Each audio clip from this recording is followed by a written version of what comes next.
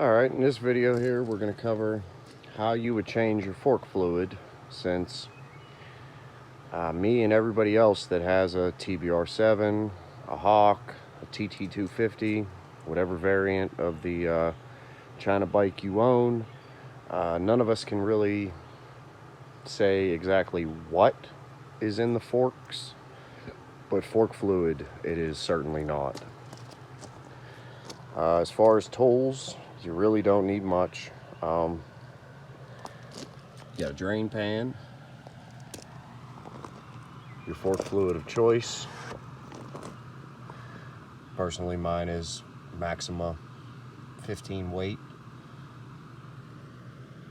You'll need a 6mm Allen key for the drain, and you'll need a 17mm for the fill. You'll need a way to measure out 225 milliliters of fluid per fork tube, and a small funnel to pour it in.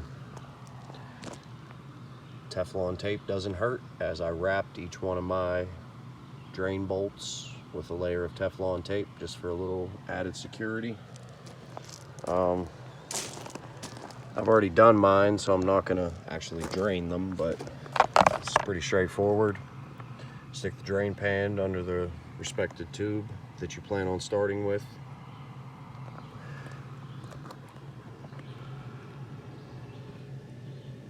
Right under there is a 6mm Allen head bolt that you're going to remove. Once you remove the bolt,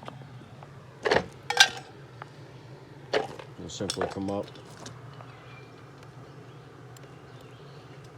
press the front end of the bike down a few times. You'll see the pan fill up with a grayish, murky fluid. Again, it's a mystery fluid. Nobody really knows what it is, but again, fork fluid, it certainly is not. Once you've repeated that process on the other side, you can go ahead and reinstall the drain bolts. Like I said, I wrapped each one of mine with a layer of Teflon tape, just a little added security. It's not necessary, you do not have to, but it definitely doesn't hurt.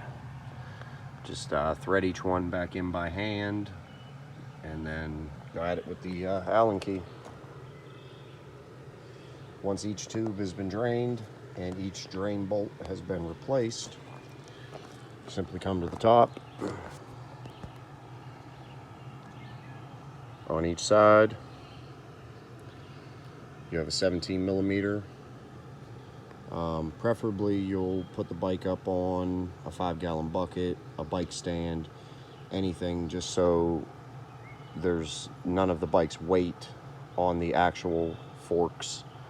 That way, whenever you remove the cap, it doesn't spring and fly.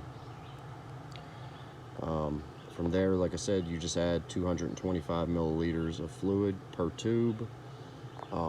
This is also a good time to check and see if under these caps you have a preload spacer that's about 1/2 inch, or you have a preload spacer that's about 10 inches long.